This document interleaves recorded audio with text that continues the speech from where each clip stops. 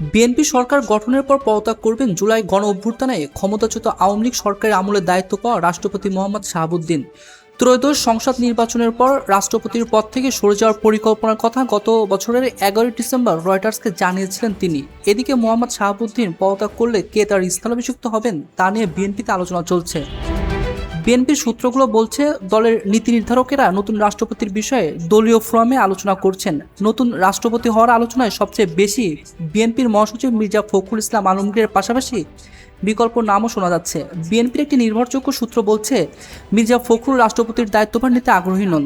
মির্জা ফখরুল ছাড়াও বিএনপির স্থায়ী কমিটির সদস্য আব্দুল মঈন খানের নামও আলোচনায় রয়েছে। এর বাইরে বিএনপির স্থায়ী কমিটির আরেক সদস্য খন্দকার মোশাররফ হোসেনের নামও শোনা যাচ্ছে। তবে তিনি ত্রয়োদশ সংসদের বয়সী সদস্য। বয়সের কারণে শেষ পর্যন্ত তাকে রাষ্ট্রপতি পদে বিবেচনা নাও করা হতে পারে বলে দলীয় সূত্রগুলো আভাস দিয়েছে। 2023 সালের 24 এপ্রিল 5 বছরের জন্য রাষ্ট্রপতি হিসেবে শপথ নেন শাহাবুদ্দিন। সেই হিসাবে আরও 2 বছরের বেশি তার মেয়াদ রয়েছে।